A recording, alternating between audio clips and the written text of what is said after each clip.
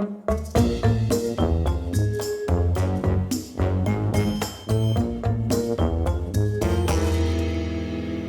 everybody, Zee Garcia here. Recently I reviewed this game right here, Claustrophobia 1643, a two-player game of combat and exploration.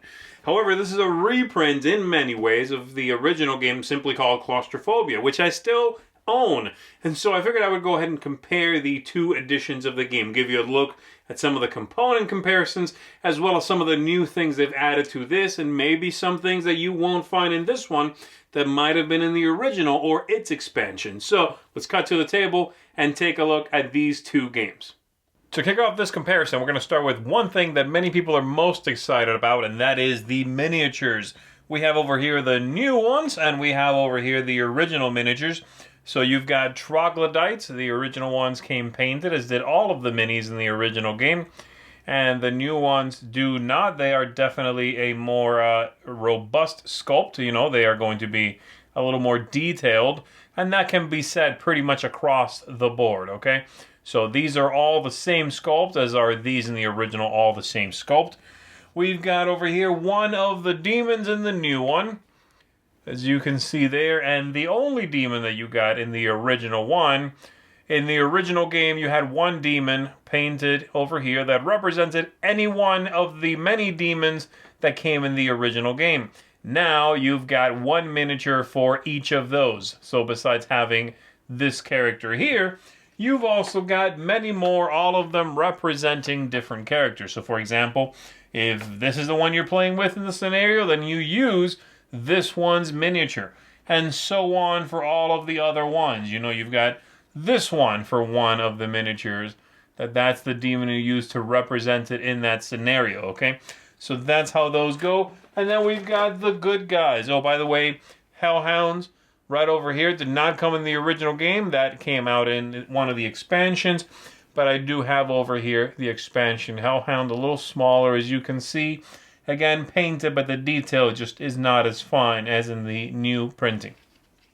Then we've got the good guys. We've got our Redeemer over here, and this game's Redeemer. So there you go, those two.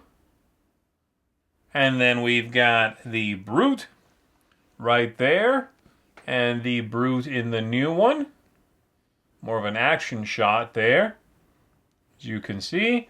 And we've got the Condemned Scouts. The two in the original one had the same model with a different hair color. That was the only difference, so that you could tell them apart. Now they are two different models. The two that come in the base game here, and the only, I guess, set that there is for the new printing. There's also a few other characters that, again, did not come in the original printing, and you can find them in expansions and so forth. So that is the minis. Next up, we've got some of the tiles in the new printing and in the original printing. These are the same rooms, as you can see. They're going to show you the illustration, of course. The new tiles are numbered, so the tiles have a number in the corner to help with setup for scenarios and so forth. They also show you in all the other corners capacity for the tiles, how many creatures can be in there. The original ones did not do either one of those things. They did have a symbol to denote if it was a special tile, though. And as you can see, the artwork is very different. I think I actually prefer the original artwork because it's a little more crisp. It's a little less sort of fuzzy artwork. So we've got that there, the pentagram room. Here is the exit or the starting tile, depending on the scenario. As you can see again, this one has 3 exits beginning there, and these represent the same tile. Again, I just find the original a little bit more crisp, the artwork. We've got here a tunnel with tentacles in it, the hungry tentacles. And we have the symbol over here, the number of the tile, and the symbol right there. These two are the exact same tile. And then lastly, we've got here a fog tile, which denotes a special defense ability for all of the characters in there. So there you go. That's what the tiles look like. They are the same size, the original ones and the new ones, so that is not going to change. Here we've got character boards for the good guys. This is the new printing, the original. The dice are different, of course. The new ones being custom dice. The original ones are just regular 6-sided dice. And the player, of course, rolls their dice and they pick which one they want to give to a character. In this case, the die always goes there. In the new one, you assign the die to whichever line it is you're triggering. If I'm doing that one, or if I'm using a 6, it would actually go down here.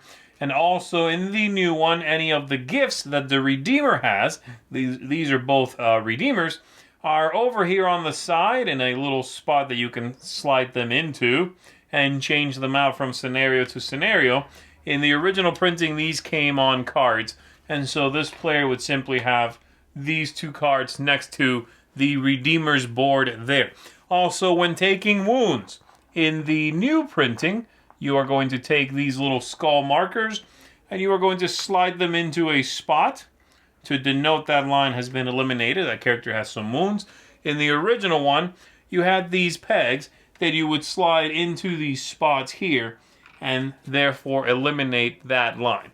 So there you go. Those are the differences with the player boards. Looking at the other side, we've got the Demon Players board here with all of their options. And again, this board, just like all the other ones, you can open up and exchange this, flip it to get the other language in French or English, as well as these down here. Again, there are no Hellhounds in the original printing.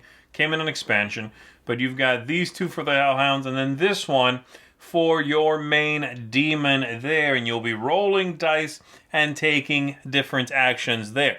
The dice that are used for the demon player are now modified to be 1, 2, and 3 in 2 different colors, as opposed to in the original game, they were regular 6-sided dice. So the actions have been reworked a little bit to make sense with this new system. So there you go. That's the demon side for the new printing. The older printing, you just had this large board here with a few different powers that you triggered. It still gave you up here the troglodyte stats. This one does the same thing right around the image of the troglodyte there. And so you would roll dice and assign them to these to take specific actions. Some of them you could not take more than once per game, and their titles would be written in a different color. And also in this original printing, if you had a demon, they did not have their original board. Instead, you just had a card that told you the stats for that character. You just have that somewhere near your board, right? You also had a deck of cards in the original one that you would be able to draw from, and these gave you specific powers in the game to use against the human player. So that's these. And in the new printing, you've also got a deck of cards, of course, but they're way less ornate. As you can see, they just have text and a red title at the top. So there you go. That's how the demon player is going to be managing their side of the fight. There are a lot of other little things I'm not going to be diving into, but I'll finish up with this. Some of the changes and so forth. Okay, some of the things that the new one has that the original printing did not have. So the dice for combat are now custom, as are all the other dice in the game. In the original one, they were not. There's also this deck of cards here that the good guys have access to. There's no equivalent for this in the original printing of the game. Now the characters, some of their activation lines let the player draw cards, and this allows them to trigger special abilities or modify the dice as they are placed into those character boards in order to activate a different line on the good guys. So again, there's no equivalent for that in the original printing. You've got the original rule book here, had both the rules and the scenarios. The new printing has 2 separate books for that. The original game had 6 scenarios. The new one has 20, though a lot of those, again, are sort of a collection of greatest hits from the expansions to the original game here.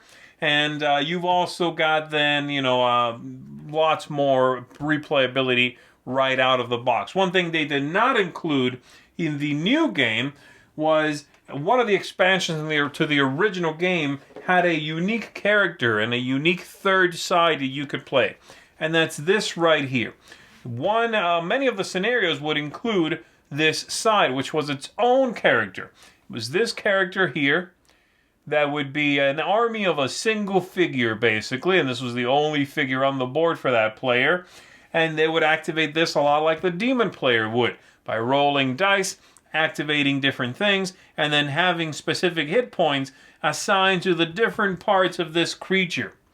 And as they would take hits, things would basically, shut down. They'd not have access to specific manipulation and so forth.